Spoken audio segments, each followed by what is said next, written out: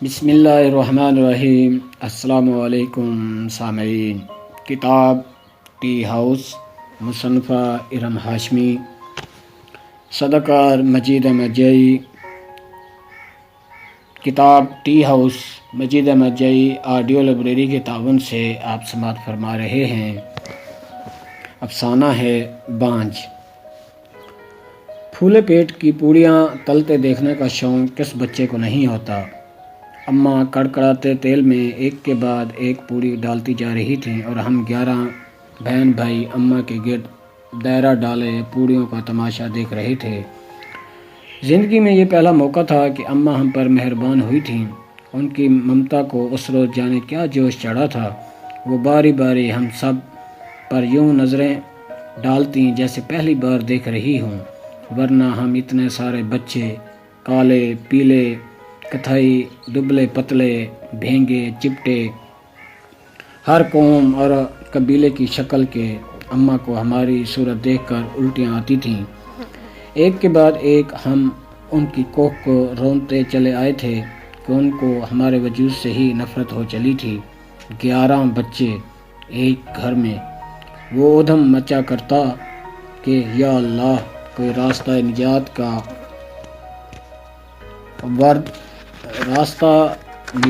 کا ورد کرتے ہوئے اماں گھبرا کر سر دوپٹے سے باندھ لیتی۔ گھر کیا تھا؟ چوراہا تھا۔ جو چیز دیکھو تباہ ہوئی جاتی۔ 4 بچے ہیں کہ پلنگوں پر اچھل کود رہے ہیں، 2 کھڑکی میں جھول رہے ہیں، 3 پنکھے سے لٹک رہے ہیں، 2 نل کھول کر صحن میں پانی ڈال رہے ہیں، 2-4 بانس کے گھوڑے بنائے سارے صحن میں کھڑکھڑاتے پھر رہے ہیں، 2 بچے بالکل آپ کی پیٹھ کے پیچھے گتھا ہو رہے ہیں، ان کی پتلی پتلی ٹانگیں کمر اور سر پر پڑ رہی ہیں، وہ جگ الٹا، یہ ٹرے پلٹی، اماں کو چکر آنے لگتے۔ اپنا خون، کیا 11 بچوں کی ماں ہونا سزا ہے؟ ایسے بچے بھی دنیا جہاں میں کہیں ہوا کرتے ہیں۔ تو کوئی کاہے کو جیے، وہ پریشان ہو کر سوچتی اور اکثر ہماری اصلاح کے لیے وقتاً فوقتاً احکامات جاری کرتی۔ کودو مت، فرش پر لوٹیں مت لگاؤ، پنکھے کی جھالر میں جھولو مت، گھس کر مت لیٹو، یہ مت کرو، وہ مت کرو۔ ادھر ذرا بھر کو ان کی نظر چوکتی اور ہم پھر سے بے قابو۔ شہر سے دور برف کے کارخانے کے اس طرف جہاں ریلوے لائن بچھی ہے، کچی پکی اینٹوں اور تنگ گلیوں والے بہت سے مکان نظر آتے ہیں۔ اکثر مکانوں کے دروازوں پر ٹاٹ کا پردہ پڑا رہتا ہے۔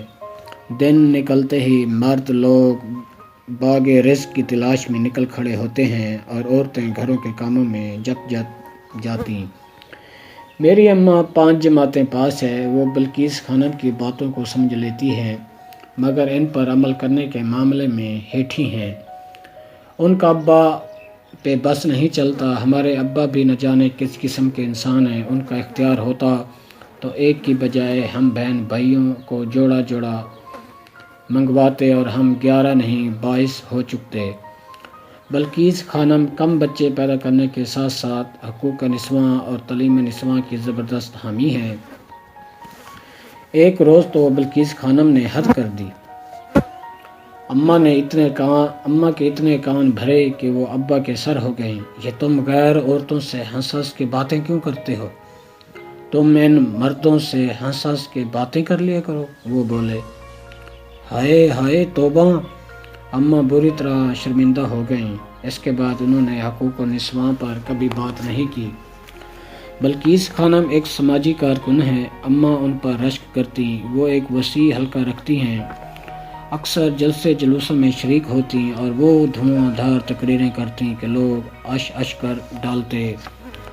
الیکشن کی مہموں میں بھی بڑھ چڑھ کر حصہ لیتی۔ ان کی پارٹی میں 62 لوگ فخریہ شریک ہوتے۔ عوام کی عاقبت سدھارنے کا انہیں جنون تھا۔ کالج کے زمانے میں وہ حسینہ عالم سے کم نہ تھیں۔ کئی نوجوان ان کے عشق میں پھندے سے جھول گئے۔ ان کے زمانے کے شعراء ان کے حسن پر قصیدے لکھ لکھ کر ادب کی بلندیوں پر پہنچے۔ ادیبوں نے یادگار افسانے لکھے اور تنقید نگاروں نے تنقید میں نام کمایا۔ کتنے ہی گمنام عاشقانہ خط ان کے نام آیا کرتے۔ وہ مردوں کو پھانسنے کے فن میں طاق تھیں۔ بھلی بیبیاں ان کی باتیں سن کر لرز اٹھتیں۔ پاس پڑوس میں سب عورتوں کا دل دلہے رکھتیں اور اپنے ازمودہ نسخے کھول کھول کر بیان کرتیں۔ ان کا خیال تھا کہ شوہر لوگ کو قائم و دائم رکھنے کے لیے بڑے جوڑ توڑ کی ضرورت ہوتی ہے۔